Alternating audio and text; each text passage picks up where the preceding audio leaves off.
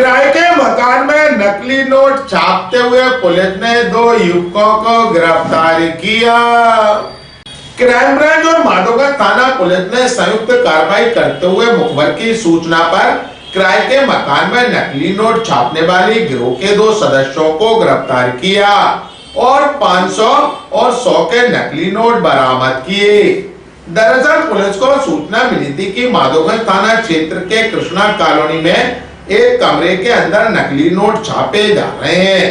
इस सूचना पर पुलिस ने दबिश दी तो मौके से 2 युवकों को 100 और 500 रुपए के नकली नोट छापने के बाद कटिंग करते हुए उन्हें गिरफ्तार किया।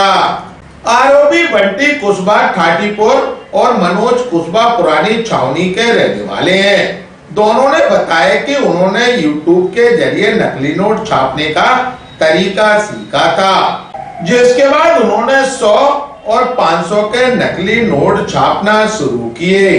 वो इन नोटों को सब्जी मंडी और शराब की दुकानों पर चलाते थे, तो वही चाय सिगरेट की गुमटियों पर 100 रुपए के नकली नोट चलाते थे।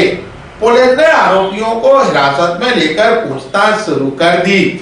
जानकारी देते हुए additional SP crime Rajesh Dandautiya ने कहा, पुलिस अधीक्षक ग्वालियर से अमित सांगी सर को इस बारे में सूचना मिली थी कि कुछ 2 लड़के हैं जो कहीं मकान लेके रह रहे हैं और वो नकली नोट चला रहे हैं मार्केट में। इस तरह की जब सूचना जो मिली तो क्राइम ब्रांच की टीम को लगाया गया। क्राइम ब्रांच ने लगातार इसको फॉलो करते हुए इस न्यूज़ को कंफर्म करने के लिए कुछ इनपुट्स डेवलप किए गए और उसमें फिर एक कृष्णा कॉलोनी में जो एक मकान आइडेंटिफाइड हुआ, वहाँ पर ये कमरा किराए से लेकर रह रहे थे, जबकि रहने वाले ये मूलतः पुरानी छावनी और थाटीपुर क्षेत्र के हैं, लेकिन ये कृष्णा कॉलोनी में कमरा किराए से लेकर रह रहे थे, वहीं नोट बनाने का काम कर रहे थे। और क्राइम ब्रांच थाना माधोगंज की संयुक्त कार्रवाई करते हुए 12 नोट 500 के मिले हैं और 11 नोट 100 के नोट मिले हैं। और वहाँ पर जो सामग्री है, डेस्कटॉप है, प्रिंटर है, स्कैनर है, यूपीएस है, कीबोर्ड है, ये सारी चीज़ें मिली हैं, जिनको कि जब्त कर माधोगंज में वैधानिक कार्रवाई की गई है। इसमें एफआईआर रजिस्टर की जाकर इनको आज माननीय न्यायालय में पेश किया जाएगा।